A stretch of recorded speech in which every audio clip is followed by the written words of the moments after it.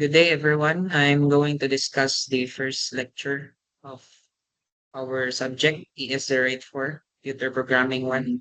So I've already uploaded the files in the class materials in our teams. So you will see a folder about ES08 for materials, Computer Programming 1. You can open it and then you can see two folders, activities, notes, then around 7 slides. So you just need to open the first slide, ES rate 4. You just drag your mouse over it around the first slide, and you can open it directly in our Teams if you want to, if you're watching this video. So anyways, if you don't want to, you can just answer the topics in CodeChamp. But if you're interested in learning the basics or the first introduction of programming, this will be the video or tutorial for it. So this slide is created by Engineer Ruel Laurot. He is our department chair in CPE, Computer Engineering, in CITU. So the resources or the slides are obtained, or the information obtained in these slides are found in these books or references by Bronson Gary, listed here in our first two slides. So internet sources from the tutorials point or these links, so you can open it if you cannot understand or if you want to look for more information about C programming. So wait, I'm gonna hide the taskbar there. So first of all, in the first slide, what is computer programming? So I think you're already familiar with this since you are already using mobile phones or computers. So you are already interacting with different applications, different programs that were created by programmers or developers. So computer programming is creating a sequence of instructions to enable the computer to do something. So basically, if you want the computer to do something, you need to make a program. You need to write a code. So those applications that you're using, Facebook, social media applications, YouTube, Instagram, TikTok, or any of the popular games that you are playing in the computer, all of those were created by developers or programmers. They were written as codes by those programmers, but it's already complex or it's already big enough. It was developed by teams of developers, a big company. You cannot create a big game. You can create a big game all by yourself, but it will take lots of time. But for this subject, we're just going to discuss the basics of programming. We're going to um, use programming to solve math problems, basic activities like displaying a text in a console or displaying, making a calculator, adding two numbers, subtracting two numbers, multiplying or dividing two numbers, or maybe some of the um, making the computer solve engineering problems depending on the activities that we're going to have. Anyways, all of the activities are in CodeChamp, so you just need to answer all the topics there. If you have to review or to understand the lesson, each lesson, you can just view the topics. There is a topic content for each lesson. Let's see. Going to browse through since we haven't discussed for all the classes. This is actually a video for all of my classes so that you can just look into it and see what you can do. So there are lots of lessons in CodeChamp. So by this semester, we're going to answer all of this as much as possible. But in the course guide or the given um, outline for our department to all the engineering students who are taking programming. We're going to have ES084, the programming one, until loops only or the iterative structures. In CodeChamp, it's only until lesson 7. But if you finish early, then you can just answer lesson 8, can answer arrays. So that when you go to programming 2, you will already have an initial idea on how to use the arrays. But we'll see what we can do by this semester since we only have one meeting per week, so only 3 hours. So I hope that you are going to maximize the time in answering all of these problems. Anyways, I will gather the scores by midterm for the topics until lesson 5. So make sure by midterm you already finished lesson 5. So you can answer in advance whatever we haven't discussed yet since we have limited time. So if you have free time, you can answer at home. Just open each topic. You cannot skip a topic. You have to proceed sequentially. So if you haven't finished topic 1, you cannot go to topic 2. So you have to answer topic 1, open the topic 1. There is a topic content. You can view the lesson there or the topic. There's an explanation for programming. And then there's an activity. So there are already lots of students who answered the activity. So if you finish early, then you'll have more free time. So that depends on you now on how you manage your time. Basta for midterm, I'm going to get the scores from lesson 1 until lesson 5. Then for our quizzes, I will be creating an activity here created by faculty on your end. And I will be creating an activity there. And maybe our exams will also be in CodeChamp so that it will automatically be checked. Or maybe in Teams. I will just announce or wherever we'll have the quiz or the exam. But for the activities, all of the activities will be done in CodeChamp. Lesson 1 to lesson 5 until midterm. I'm going to put a deadline from lesson 1 until after prelim so that you can move on from lesson 2, lesson 3, lesson 4, lesson 5. Maybe some of you will not answer because I haven't put a deadline. But whatever your score is on midterm from all of these activities, then that will be the only score that I will record for your midterm grade. So I think for all subjects, we're going to have our prelim exam next meeting around the February 10 to 14. So whatever your schedule is on that week, we're going to have our prelim exam all about lesson 1 only. Lesson 1, since we haven't discussed anything yet, this is my first discussion for our subject.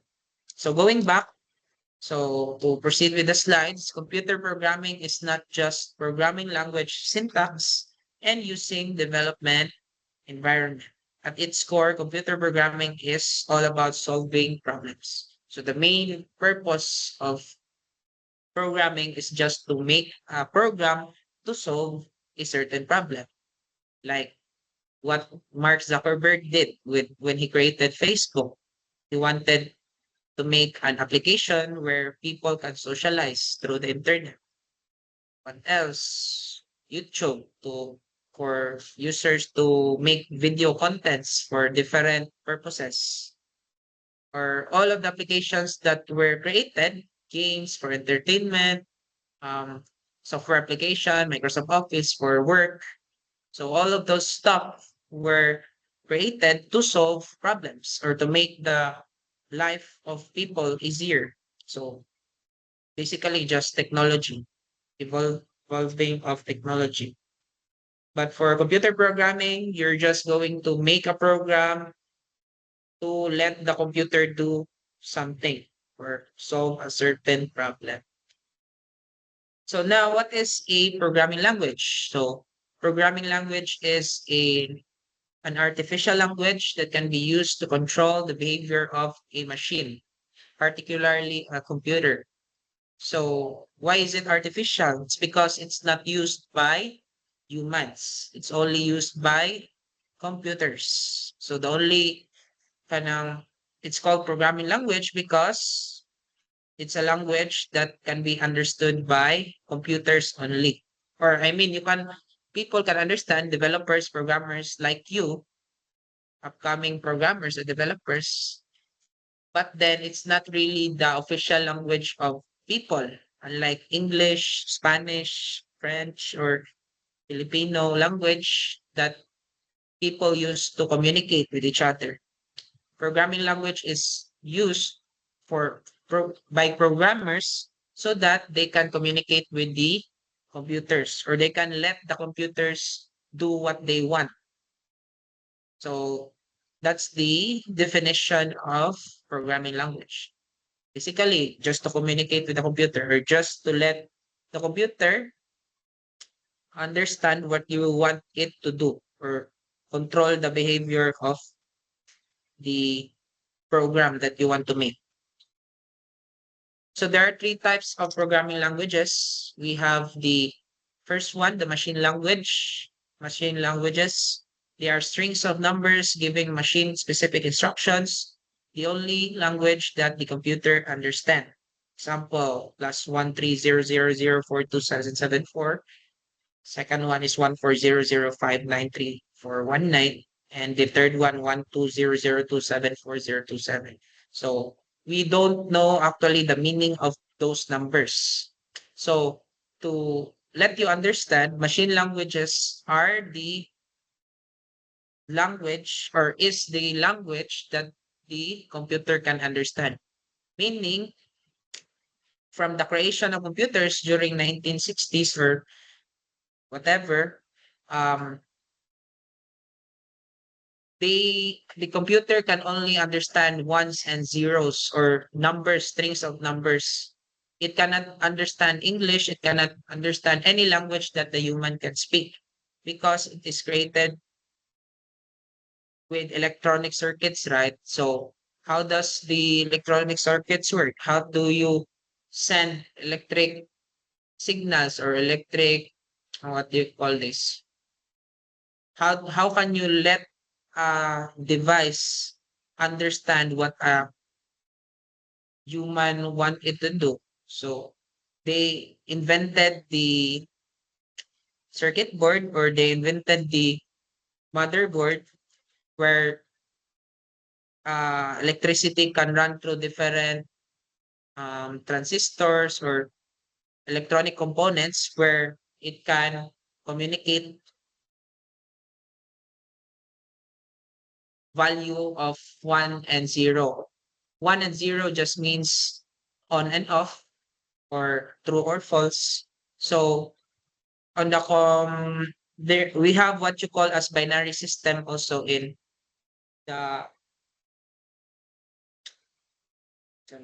in the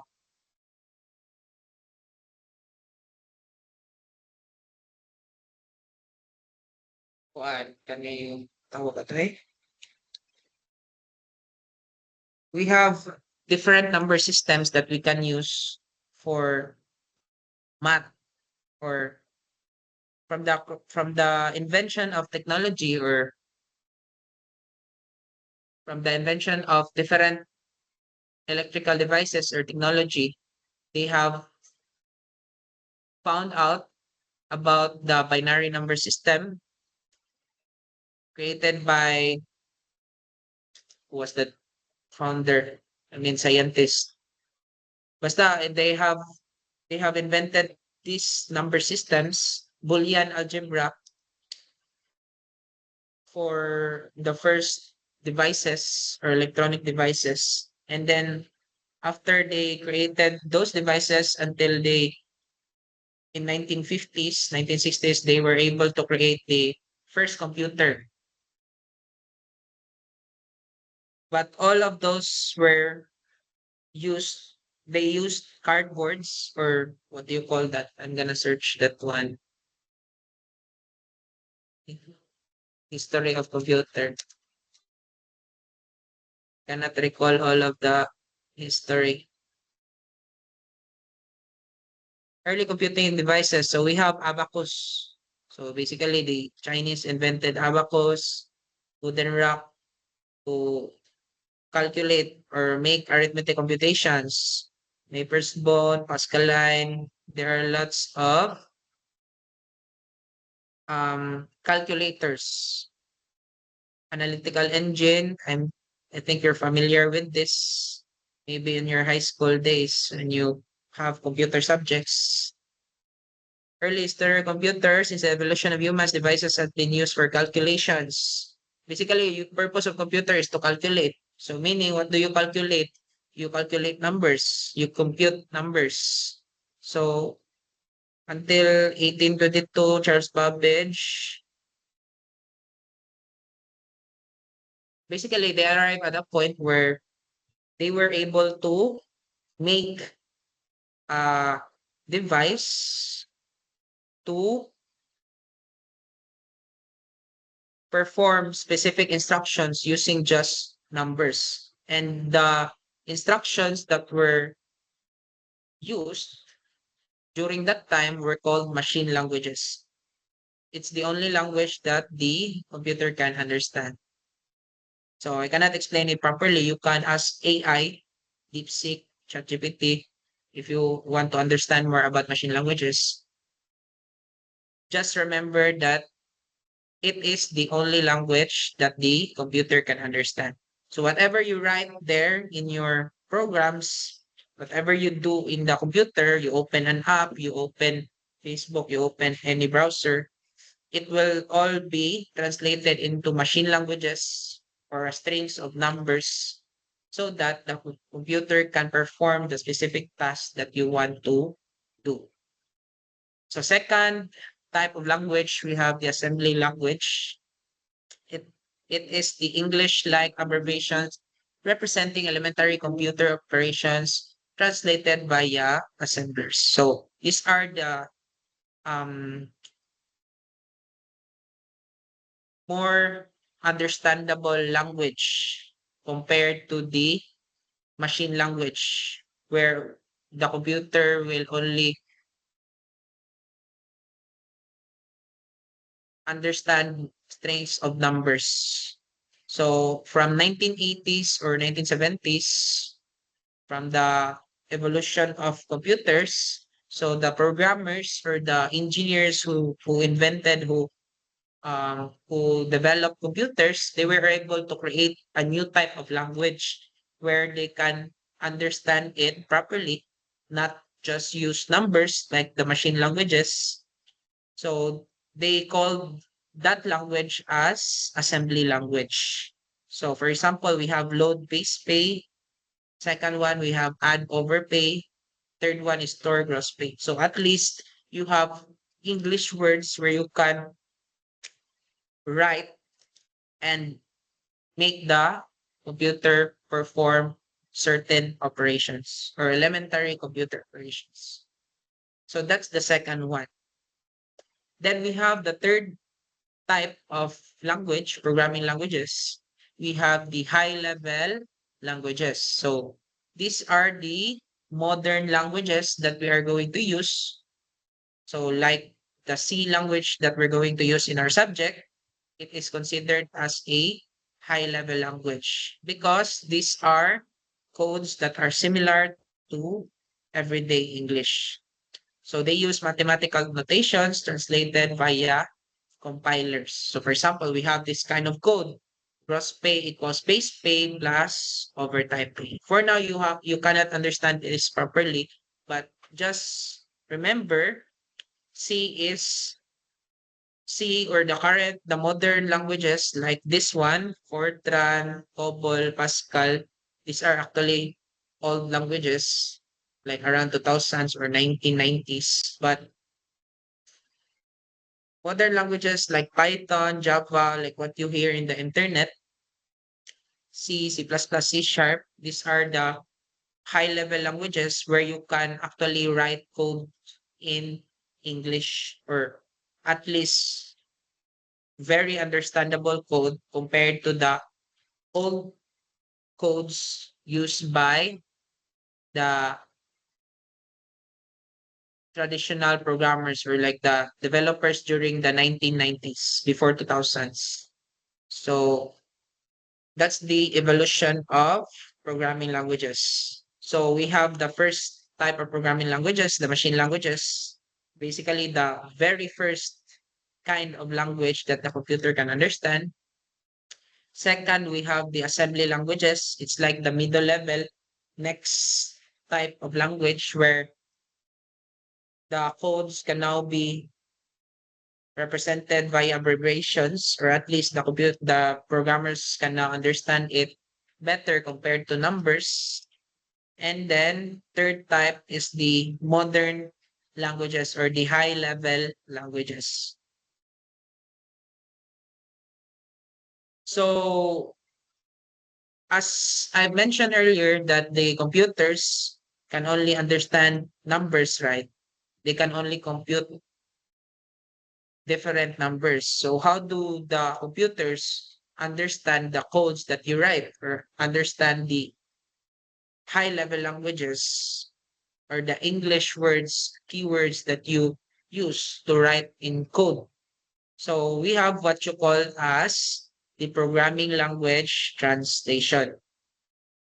So during the time that you write a program, so we have what can you consider as three programs. So we have the source program. It is the program written in a high level programming language, meaning the one that you are writing or typing, it's C language, because C is the programming language that we're going to use, or any other programming languages that you have learned. Maybe you have already an experience in programming in Python, Java, or any other programming languages. So whenever you write code, that will be called as a source program, meaning you're the source of that code. So meaning you are the writer or the author of that code. So that can be considered as the source program. Then the second one, in programming language translation, we have what you call as object program. So the object program is the source program after it has been translated into machine language. So I've already mentioned earlier that the computers can only understand numbers, or the machine language. So meaning whatever you write in English or any programming languages like C, it cannot be directly understood by your computer. Like when you type printf, or what scanf, or whatever keyword you're using in programming, in C programming, it cannot be directly understood by the computer, because the computer can only understand numbers. So it has to undergo translation. Just like how you talk with foreigners, di ba? Foreigners, for example, Americans can only understand English. When you talk in Bisaya, they cannot understand Bisaya because they only know English. So what do? You ask Google Translate, or whatever translator you have, find find out what's the equivalent words in English for your Bisaya words. So you have to undergo a translation so that the one that you're communicating to, like the Americans, they can understand what you are talking about. So just like in computers or programming, whenever you write code in different programming languages, so that the computer can understand, remember the computer can only understand numbers. So all the codes that you write in C, they have to undergo a translation. So we call that as programming language translation. So the source program, the code that you're writing, it's the the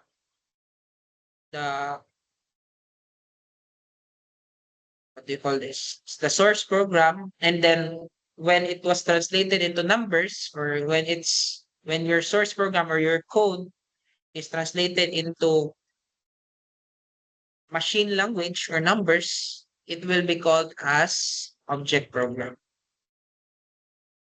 And then the one that will translate that code or your code, the source program, will be called as the translator program.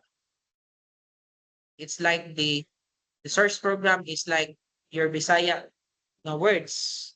And then your translator program is like Google Translate. And then the object program will be the equivalent English words for your Visayan words. So, for example, Bisaya, you are saying, nagunsa ka. And then you go to Google Translate, your translator program. You ask it to um, convert or translate your Bisaya words into English. So, your Bisaya words, your source program, goes to the translator program, which is the Google Translate. And then the object program, the result will be, what are you doing? Because nagunsa ka is what are you doing?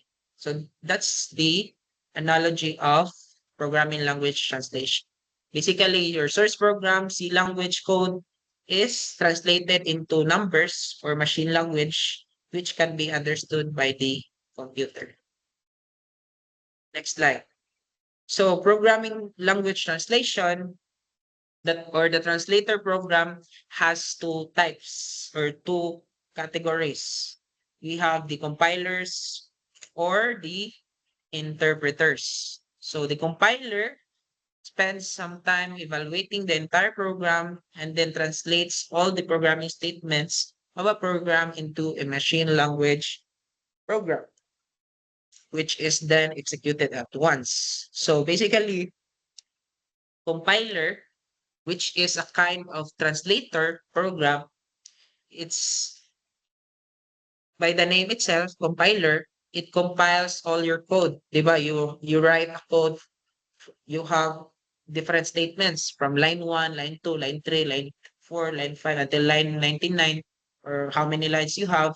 It will compile all of that code, and then it will evaluate all those lines, and then check if there are errors, if there are missing syntax, or you have correct syntax, or uh, error keywords, anything. It will check if it's okay, or if it can be converted into machine language. So once it compiles all of those lines, line 1 to 9, line 99, or all of your statements, it will then, once checked or once evaluated to be okay by the compiler, it will then convert it into numbers or machine language so that the computer can understand what you are asking it to do. And then once it's converted into numbers or machine language, it will then be executed by the computer. But for CodeJump, the compiler is already built in inside the browser or the platform itself. So once you write the code, when you try to press the run code or check code, it will automatically use a compiler so that it will see if your code is okay. So you will then see that different test cases, if the code is working properly or if it matches the sample outputs. Test cases just refers to different sample outputs so they can see if your code is working on different situations. So that's the purpose of compiler. Just remember, compiler, by the name itself, it compiles all lines of code, all the lines or statements that you have written in your IDE or in your integrated development environment. So IDE or integrated development environment is just an application or anything that you can write your code on. So CodeChum, where you write your code, is also considered as IDE.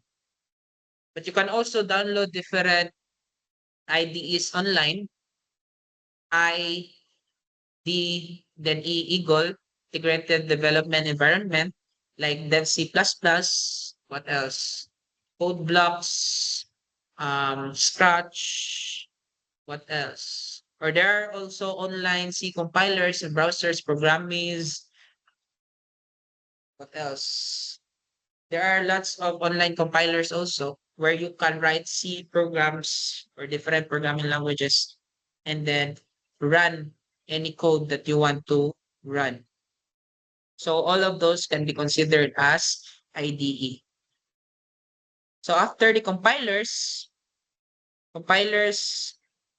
remember it's a programming language translator or a type of a programming language translator. Then the second type we have the interpreters. So interpreters are translators which translate interactively each programming statement into an immediately usable machine language instruction. So although an interpreter slows down the execution speed of a program somewhat, it does not require extra steps to compile and link like a compiler. So interpreter, by the name itself, it's like a translator where it's still the same as the compiler where it translates your code into machine language, but the difference is that the interpreter will check each line of code before or each line of code then executes it directly.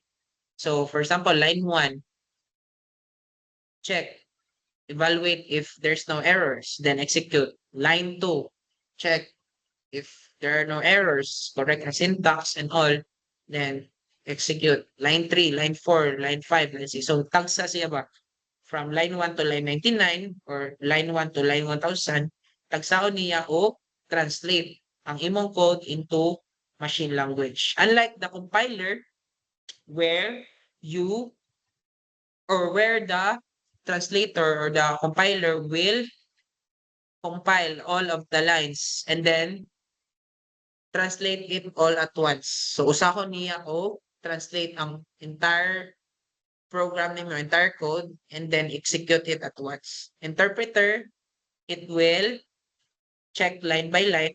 It will translate line by line. So just like in a news report, if you can see a interpreter or like kanang naay mag-hand signals or maybe Miss Universe, you have um models or kanang models who speak different language, then they'll call for an interpreter so that they can explain in English what the contestant have answered in their question. So that's the different types of programming language translators. We have the compilers and the interpreters. So remember, the purpose of the translator is just to translate your C program or different high-level languages na program or your code into, it translates into machine language or numbers that the computers can understand so that they can perform the specific operations or instructions that you want it to do. So here in a production environment where throughput is more critical, a compiled language is preferred. So production environment just refers to the industry where you have actual live applications working and then you want to make fast executions of instructions. So compilers are more preferred or compiled language is more preferred than C.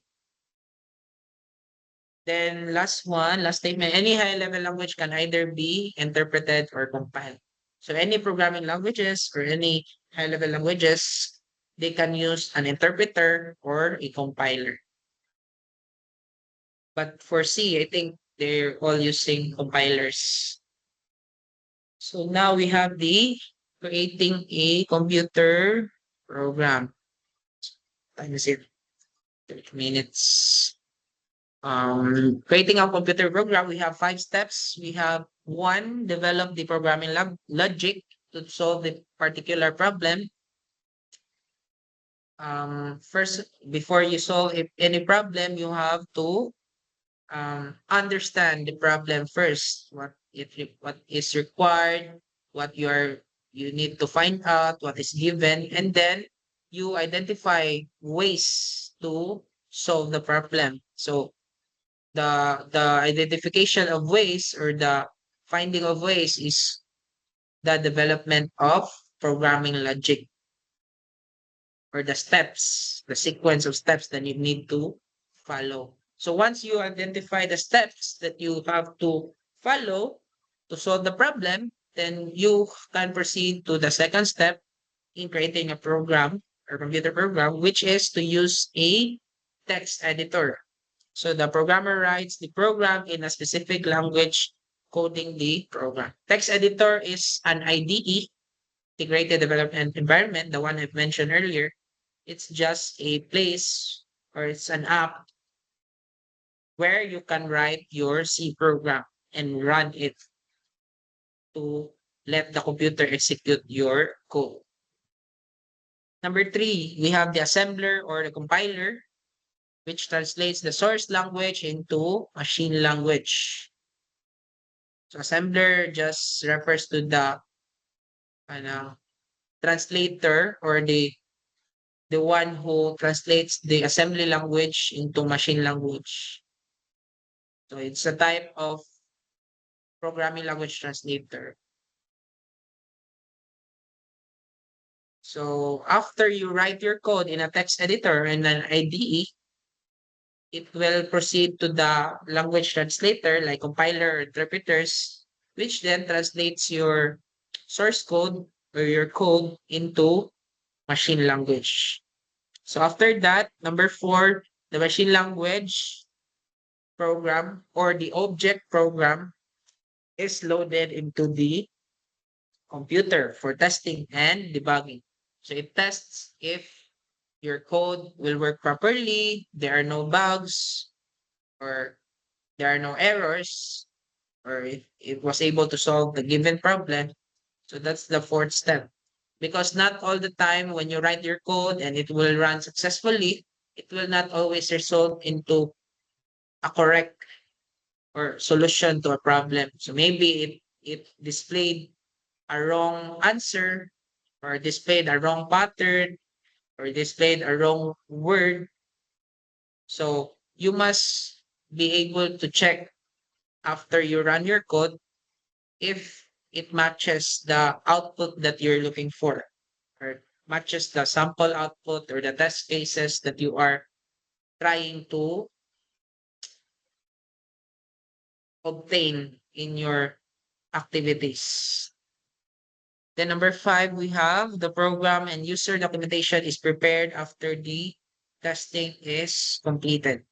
So this step is actually not really that applicable in our subject because this step is for development teams like programming teams where programmers have to work together.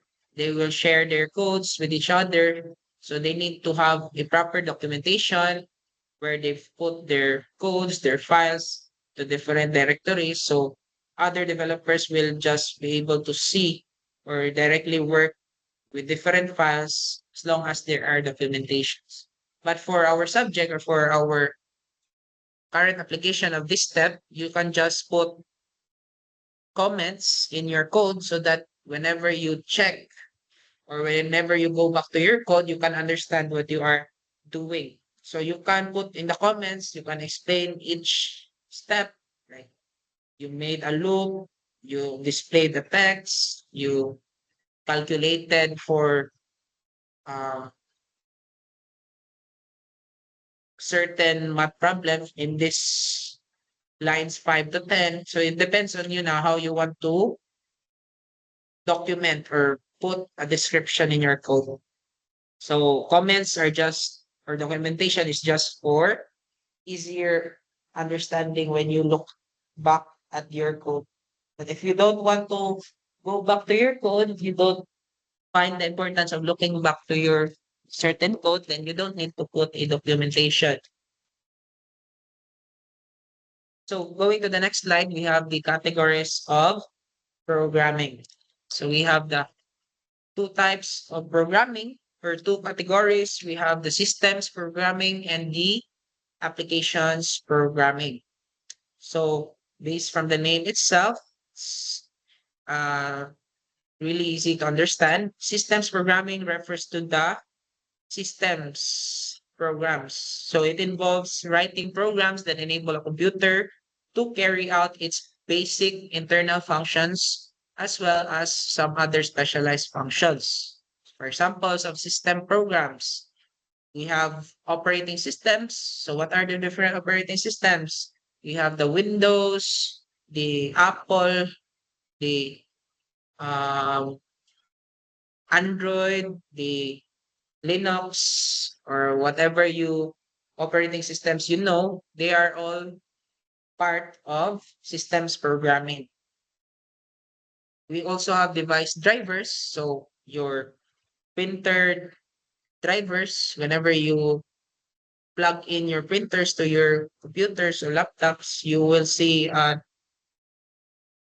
USB or something on the taskbar. You will see a pop up. They will install any driver, speakers, camera, whatever device you have, and then you connect it to your computers, you will see an installation of devices. So these device drivers belong also to systems programming or the system programs. And then also utility programs. Sounds, what else? All of what you can see in the system. So those belong to systems program. Then we have the other category. We have the applications programming. So applications or apps refers to the process of developing programs to be used for specific applications, such as a business application. So example, computing benefits to be paid to a different employee classifications, or an academic application determining who qualifies for which scholarship based on specified eligibility criteria. So the examples here are very old. So basically apps or applications programming just refers to the browsers, different websites, different web applications, Facebook, uh, social media applications, TikTok, YouTube, what else? Twitter or X. Um, all of the applications. We have games also for entertainment. Those belongs to applications programming. Also the Microsoft Office apps, Microsoft Word, PowerPoint, Canva. Those belongs to applications or application programming. So just remember systems programming, two types of programming, systems programming. Then the second one is applications programming. Systems programming refers to the system apps or system programs, operating systems, Windows, Apple, Android, Linux, what else? Device drivers, printers, mouse, keyboard, what else? All the device or all the drivers that will be installed in your computer when you plug it in and utility programs. Those belong to systems programming.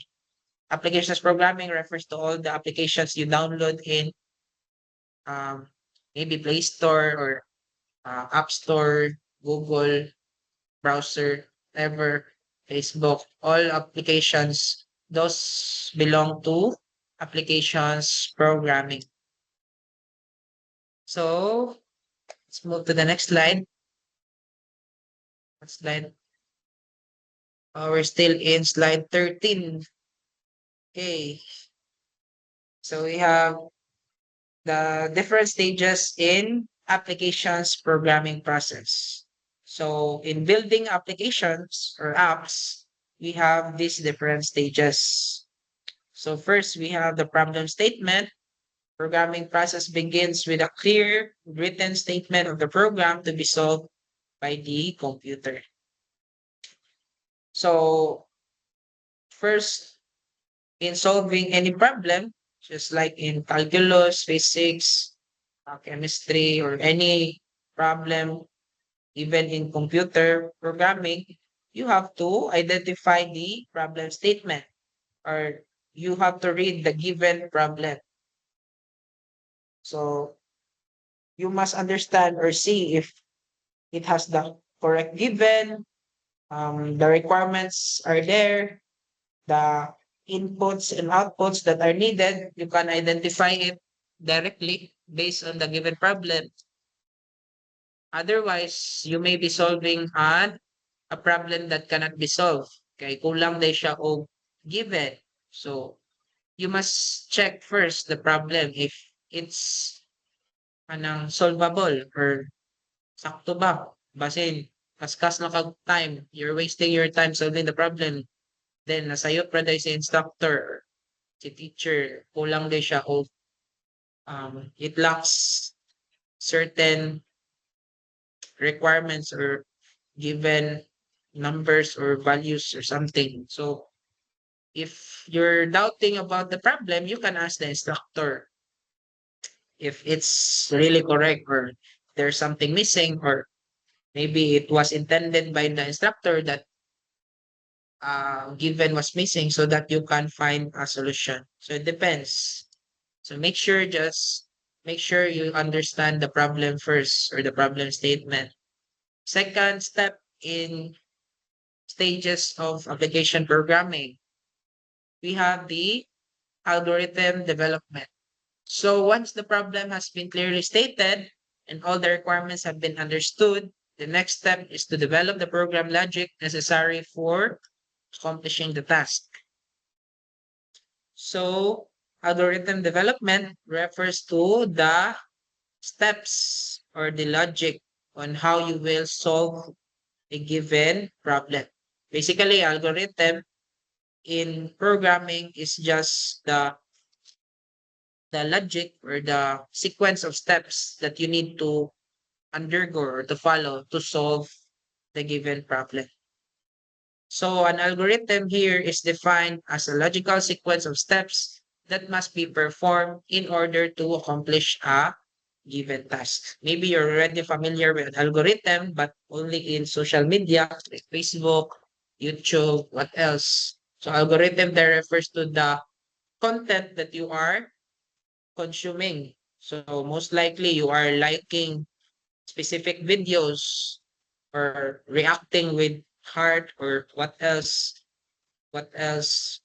reactions you have, or maybe the Facebook or different social media will cater to your kanang interest by identifying your likes, your reactions to different posts, and then it will just show you the relevant posts that you have kanang already reacted to in the previous feed or whatever you call that, na makita nimo sa imong social media. So mo align na sa imong gipang like previously.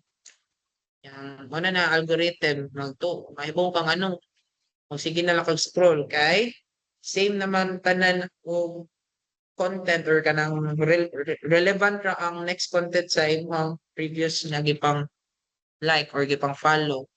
Makatawa ka sa kaninga content, so basin katawanan sa dinhi mo. Okay, same o kanang reactions pud sa other people or other users. So the algorithm lang diha sa kuan kanang nga mga social media or apps is mura ra siya gi-align sa unsay gusto nimo i-consume as a user.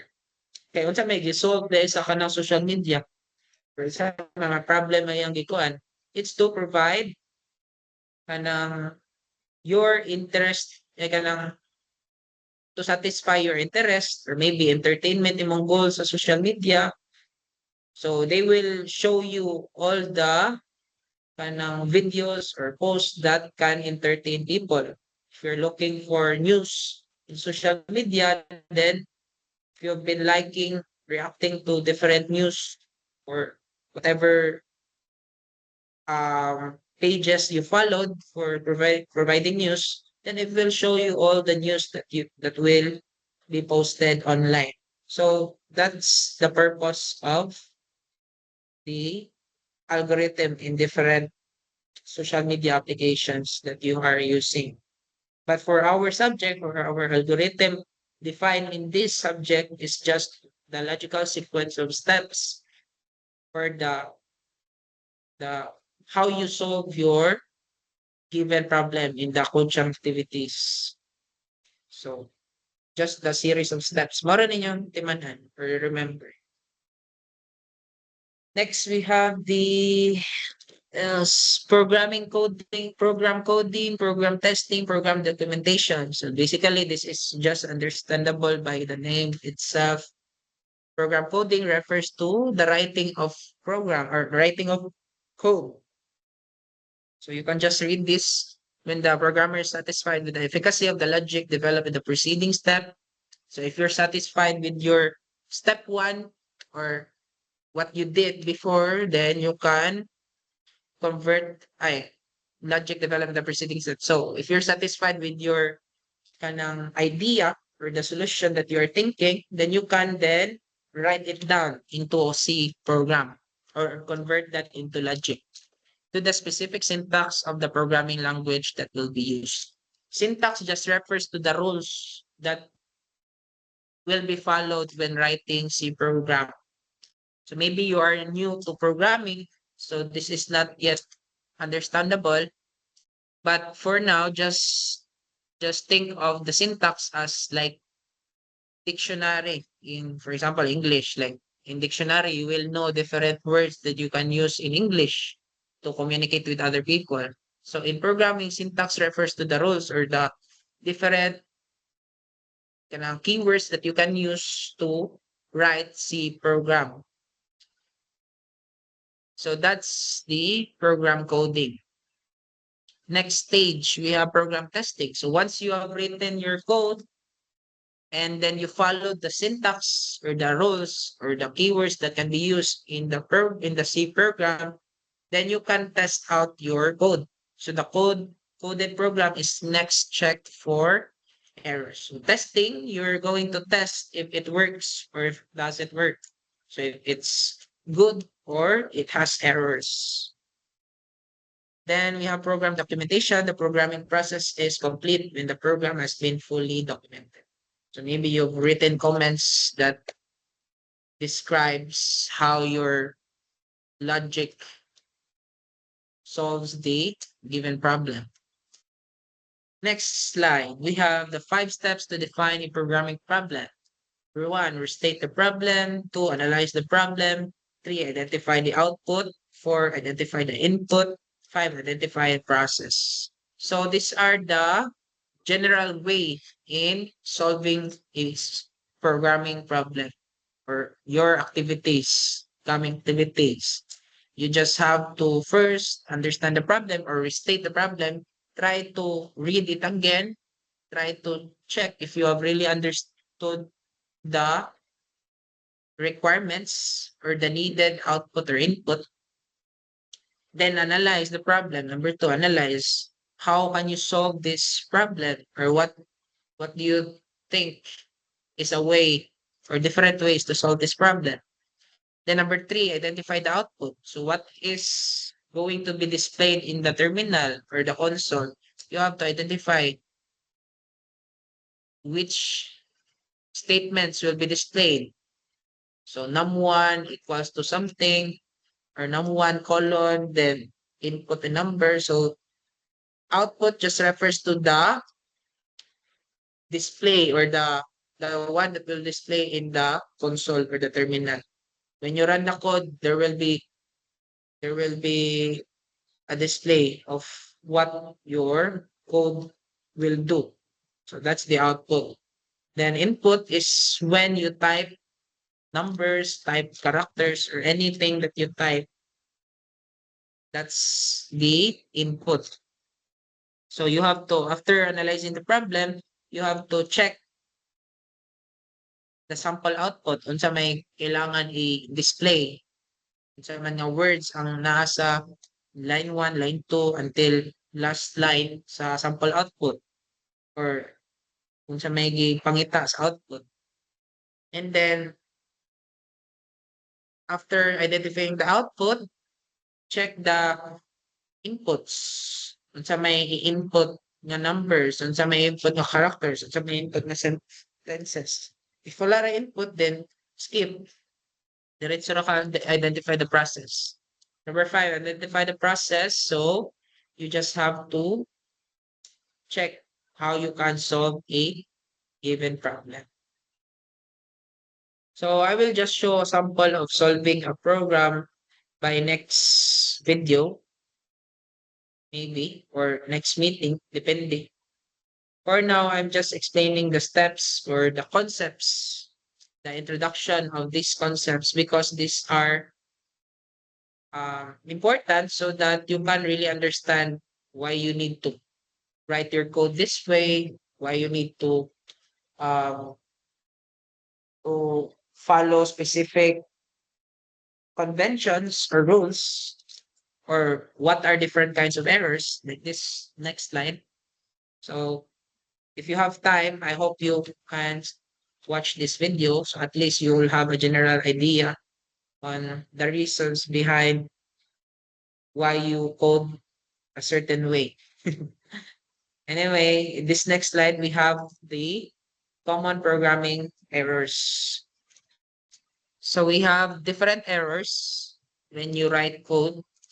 So the first one, we call it syntax errors. So these errors occurs when your code violates one or more grammar rules of C and is detected by the compiler as it attempts to translate your program. So if a statement has a syntax error, it cannot be translated and your program will not be executed.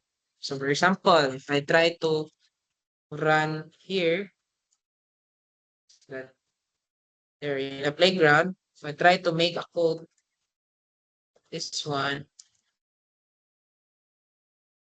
So I hope you're done with the first C program activity so that you'll have general idea on, this is how you code, how you become a programmer.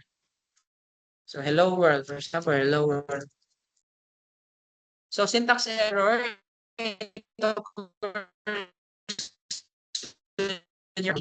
is detected by the compilers it attempts to translate your program. So just like English, Bisaya, or any language, you have to follow specific grammar so that the other person can understand you, right? So in programming, there's also what you call as a grammar. It is it is termed as syntax that is to be followed by the programmers. So syntax theory for programming is that you have to always include this stdio.h, write this statement in your program so that it can include, I will discuss this later. Basta you have to put this and then you put int main, and then when you display certain text, you have to put printf. Printf is just to display. So as you can see, when I run this code, you will see a hello world text in the CodeChamp terminal. So what if you want to put or remove the F in printf? Just put print. So what will happen? When you try to run the code, you will see an error. So main.c in function main.c for something, something. What is this? Implicit declaration of function print. So there is text that you cannot understand. So this text will be referred to as an error, or this is what you call as a syntax error because it doesn't follow the keyword that is found in the C dictionary or the C syntax. Because when you display a text in C, you have to use printf. That's the way of displaying a text in C. So if you remove the F and then run the code, it will not understand what print is. Because ang built-in sa C or ang nasa dictionary sa C is printf man ang tawag niya. for other languages like Python, I think print man siguro yun, like modern languages derived from C are much easier because they can just use English terms directly. But for standard C, most of the modern languages right now are just derived from C. So whatever language you can hear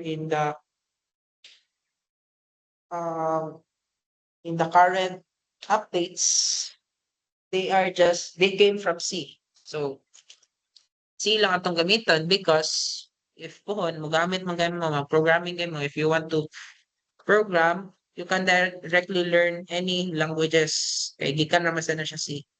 Anyways, C is just hard to understand at first, but once you try to solve problems now, once you're used to using the C language, then you can just easily make code. Actually, you can easily make code right now because of AI. And the purpose of this subject lang is to make you understand why you came or why you write the code this way or what's the behind the scenes of the coding or programming. So at least if you if you won't use AI, you will still understand different programs or different codes. So for now, let's go back to the topic. The topic we have is the syntax errors. So as you remember, if you remove F, it will cause an error. So whenever you use or you have written incorrect keywords or words or codes, commands, or keywords that are not found in C dictionary or C syntax, anything that violates the C grammar or C rules, you will call that as syntax errors. So just like what you can see here. So if next slide, we have runtime errors. So number 2. This is the second type of um, programming errors. So runtime errors are detected errors and displayed by the compiler during the execution of the program. So unlike the syntax error where you can see it directly when you run the code, it will automatically display in the terminal that there is a certain error, there's some text you cannot understand. You call the syntax error. The second type of error is the runtime error where you can see it only after you input something or you already run the code and then it works at first, but when you type inputs along the way, you will see an error message or it will not work properly. So we'll call that as runtime errors.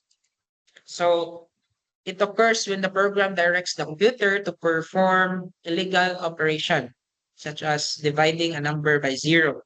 So what if you created a calculator? You created calculator that can divide. So when you divide two numbers like 10 divided by 5, you can divide it properly. You can get an answer too. However, you haven't set the code for the program, the C program that checks what if the user will input 5 divided by 0. As you all know, you cannot divide any number by 0. Will be undefined or what you call that infinity or anything.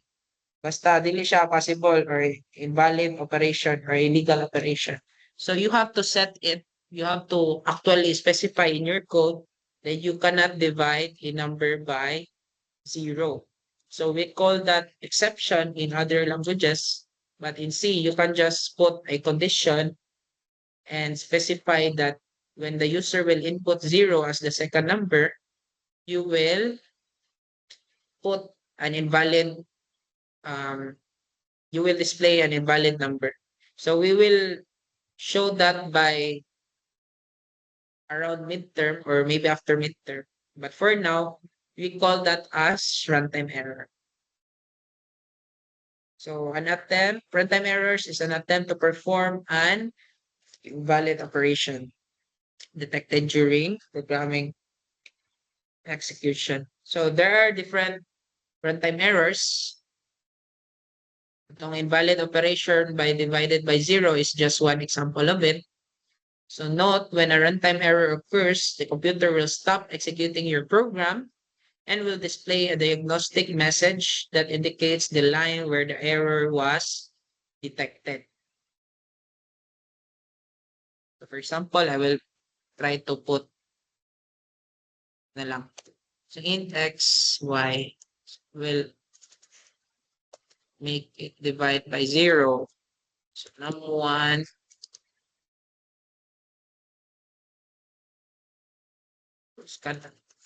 to get an input from the user. So percent %e and x, y. So this is how you get two numbers. But before that, I will have to ask for an operator.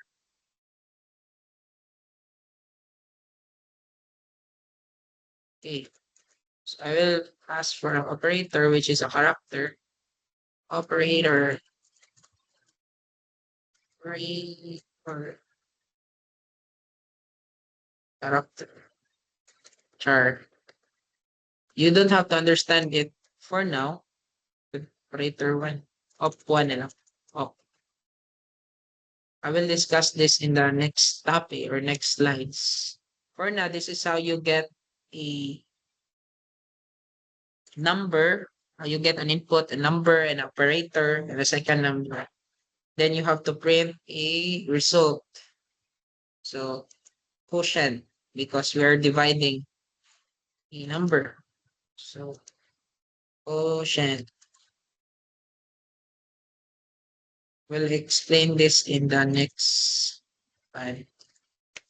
Quotient. Okay. Then quotient is equals to x over y. There. So this is how you write code to divide a number. So if we try to check this code, let's see if this works properly.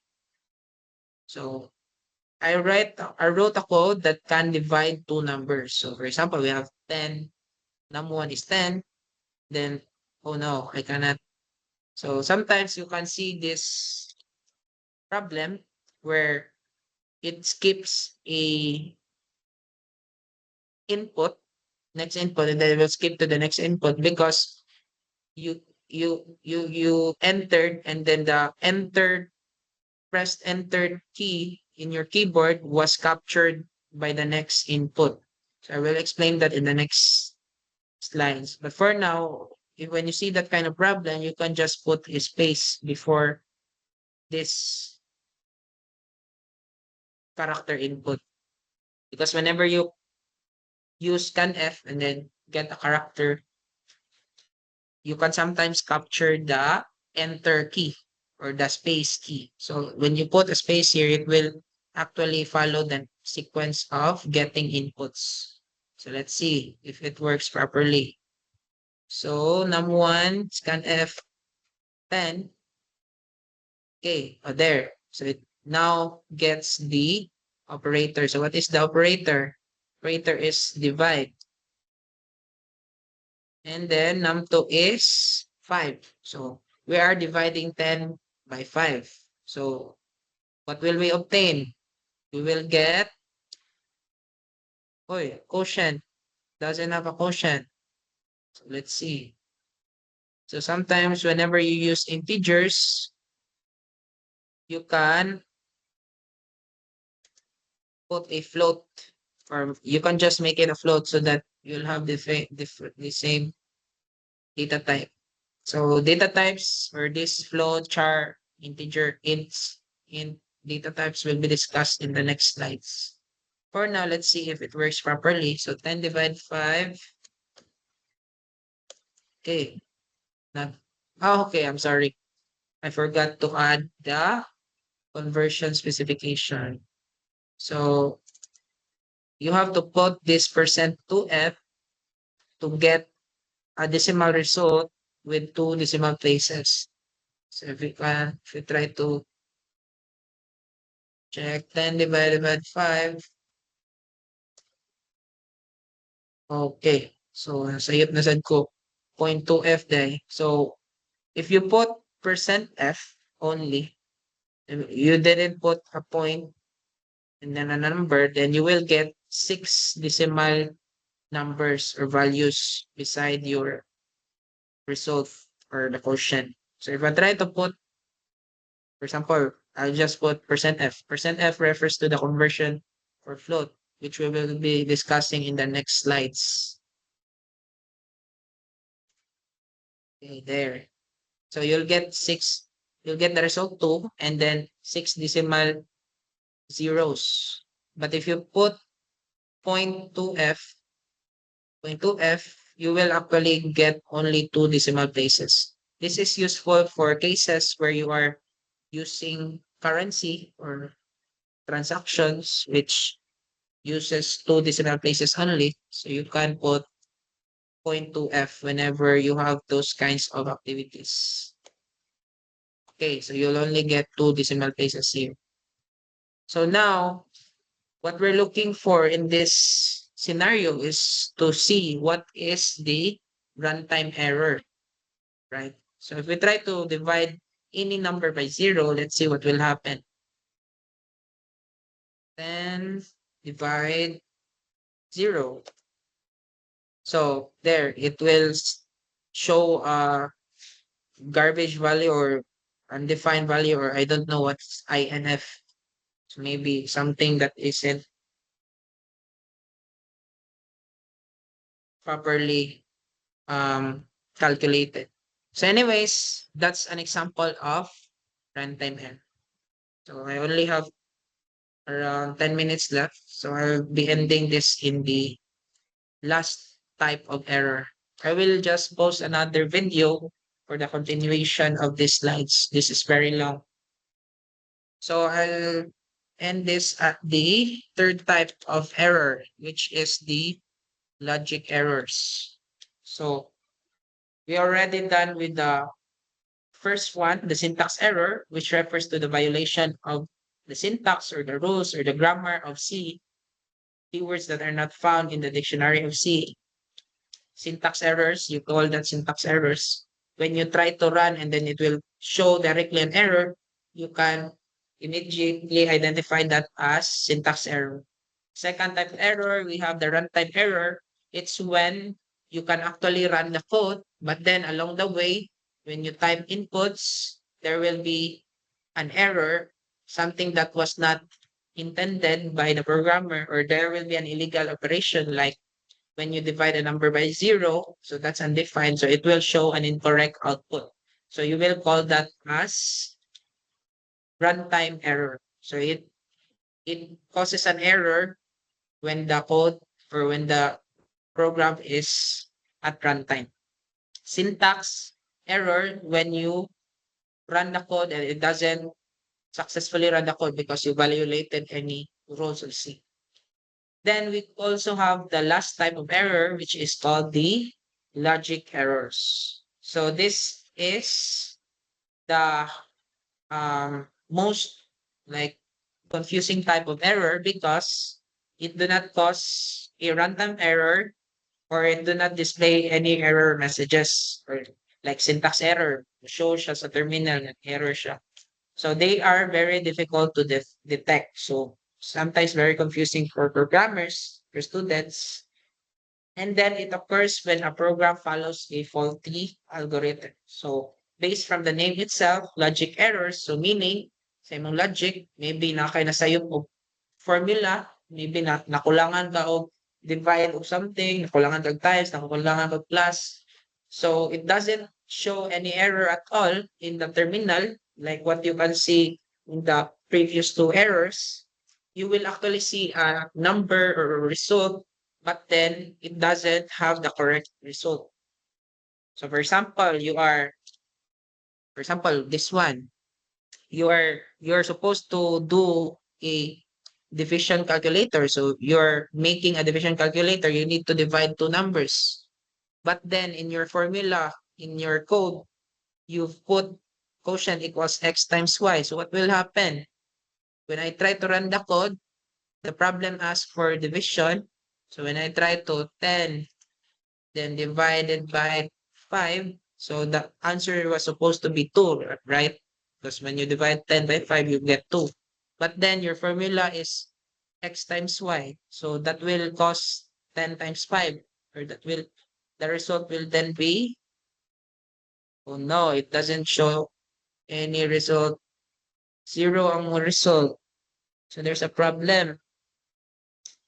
Okay, let's see. Oh shit, x times y. Try to run again. Sometimes it causes a problem. 10 divided by 5. Oh, 0 dyan siya. Let's see what if percently. Just use int.